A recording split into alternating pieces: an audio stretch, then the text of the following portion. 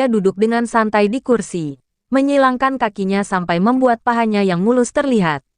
Yongki tidak mengetahui di balik ketegaran dan ketangguhan Indria detik ini karena dia sudah melewati tangisan yang begitu panjang. Sedangkan Yongki yang duduk berhadapan hanya bisa menelan ludah, sangat menginginkan untuk menyentuh tetapi tidak berani bergerak. Dari ujung jemari kaki sampai kepala semua tampak indah. Bahkan Yongki masih bertanya-tanya apakah istrinya itu manusia atau dewi yang turun dari langit. Indria, aku minta maaf atas segala kesalahanku padamu. Aku akan berubah. Semua yang kamu inginkan dan semua yang kamu katakan akan aku penuhi. Apapun yang kamu minta, akan aku patuhi. Ucap Yongki memohon dengan tatapan penuh harap. Indria tahu suaminya sudah pasti menyesal, tetapi dia hanya merespon dengan senyuman saja. Hal itu justru membuat Yongki takut. Indria, kenapa kamu tidak menjawab apa-apa? Apapun hukuman kamu, aku terima asal kamu tidak minta cerai. Aku tidak mau dan tidak akan pernah setuju jika kita berdua cerai. Kasihan Umi dan Abah, bujuk Yongki. Setelah tahu aku cantik, kamu jadi tiba-tiba berubah. Apa menurut kamu aku percaya jika kamu mencintaiku tulus? Tanya Indria. Yongki terpana. Saat ini penampilan Indria menyiksanya. Yongki teler dan napasnya tersengal-sengal. Apalagi Indria dengan tenang memberikan senyuman manis dengan bibir berwarna merah menantang. Gaun bagian dadanya yang rendah menampakkan sesuatu yang membukit indah. Dan kemulusan kulitnya yang seolah tanpa celah bersinar terang menyilaukan mata. Lalu bagaimana dengan perasaan aku juga mas? Kamu jangan egois dan mementingkan kepentingan kamu sendiri dong, sergah Indria. Aku minta maaf. Kamu bisa hukum aku apapun asal jangan cerai. Aku yang bodoh. Aku yang buta dan aku yang bersalah. Maafkan aku. Tetapi kamu juga harus tahu jika aku sebenarnya sudah jatuh cinta padamu. Mobilku tidak rusak. Aku bohong agar kita bisa berangkat kerja bersama dan aku bisa menjemput kamu. Tadi sore aku tidak bertemu klien. Aku hanya ingin mengungkapkan jika aku mencintaimu. Tapi aku masih belum berani. Aku takut kamu menolakku. Rengek Yongki. Kamu bilang cinta aku. Dan malamnya bertunangan dengan Sinta. Kamu kira aku perempuan apa mas? Pekik Indria tidak terima. Aku tidak sungguhan. Itu hanya sebuah kesepakatan dan setelah itu aku dan Sinta akan putus. Sela Yongki. Mudah sekali kamu mempermainkan perasaan orang mas. Apa sebelum bertindak kamu tidak berpikir dulu? Sindir Indria. Aku mohon beri aku kesempatan. Akan aku perbaiki semuanya. Katakan padaku bagaimana cara aku membayar dan mengobati lukamu. Bujuk Yongki sampai meneteskan air matanya. Indria ingin menangis, tetapi ditahan sekuat mungkin agar air matanya jangan sampai jatuh. Setidaknya di hadapan suaminya, bagaimanapun juga Indria mencintai suaminya. Hanya saja hati sudah terlanjur patah berkeping-keping. Mas, andai saja sejak awal kamu memberi aku kesempatan. Tetapi saat kita ta'arufan kamu hanya memandang risih padaku tanpa menyapa. Setelah lamaran kamu bahkan menghina aku, terus memojokkan aku.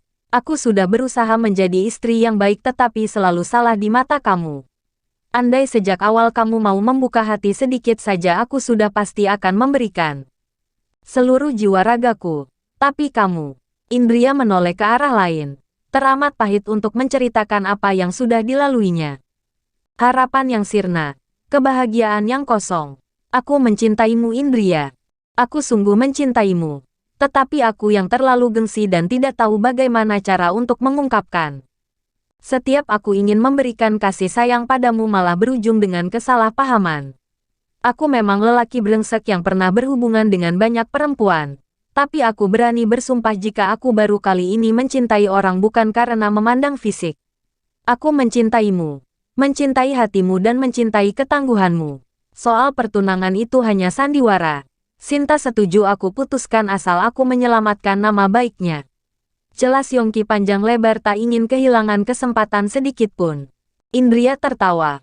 Merasa menjadi orang bodoh jika percaya pada suaminya. Bilang sandiwara tetapi sampai dibuat story dalam WA. Aku lelah mas. Aku ingin istirahat. Dan aku sudah kedinginan memakai pakaian seperti ini. Sela Indria. Tapi kamu belum memberikan jawaban apapun. Sela Yongki panik. Beri waktu aku semalam. Besok akan aku beri jawabannya. Balas Indria berlalu pergi.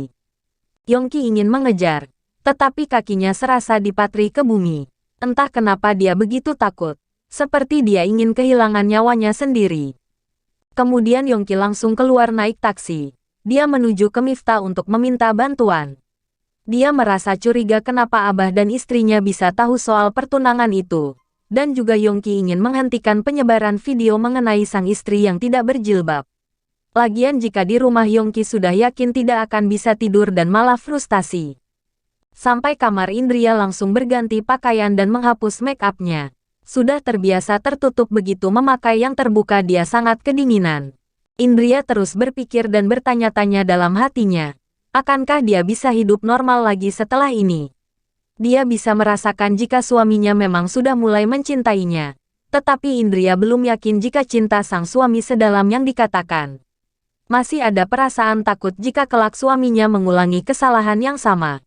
Mas, jika kali ini tidak aku beri pelajaran maka kedepannya kamu bisa menyepelekan aku dan dengan mudah mengulangi kesalahan yang sama.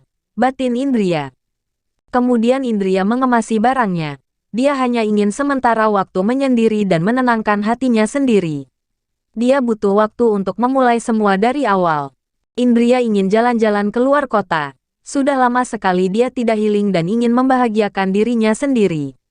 Sebelum itu Indria menelpon Abah dan Uminya untuk meminta izin, agar kedua mertua yang sudah dianggap sebagai orang tua tidak khawatir. Ghazali dan Fatimah tentu saja setuju. Mereka juga ingin Yongki bisa merenung dan berubah menjadi lelaki yang lebih baik dan bertanggung jawab. Tetapi saat ditanya apakah Indria akan tetap melanjutkan pernikahan atau bercerai, dia masih belum bisa menjawab.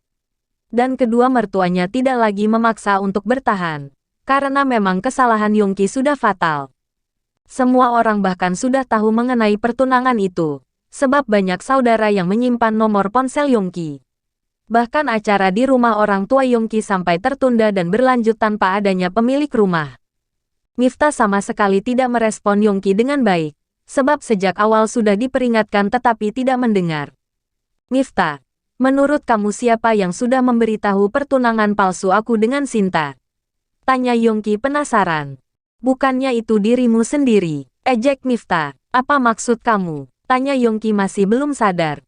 Kamu yang membuat status WA. Walau sudah dihapus tetapi di WA aku masih ada. Jawab Miftah menyodorkan ponselnya. Sialan. Ini sudah pasti aku dijebak. Siapa yang telah berani melakukan ini?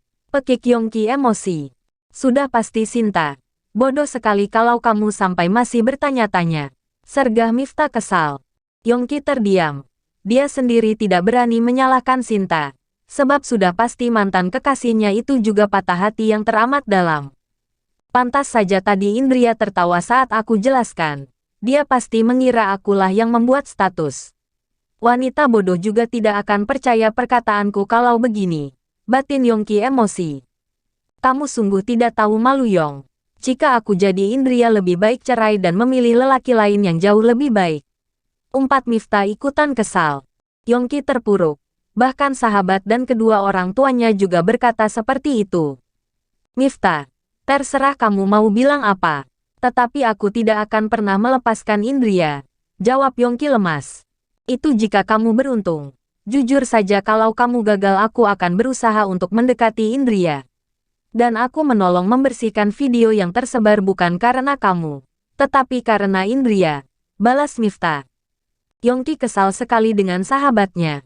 Dia berniat meminta bantuan malah Miftah secara terang-terangan mengajak saingan.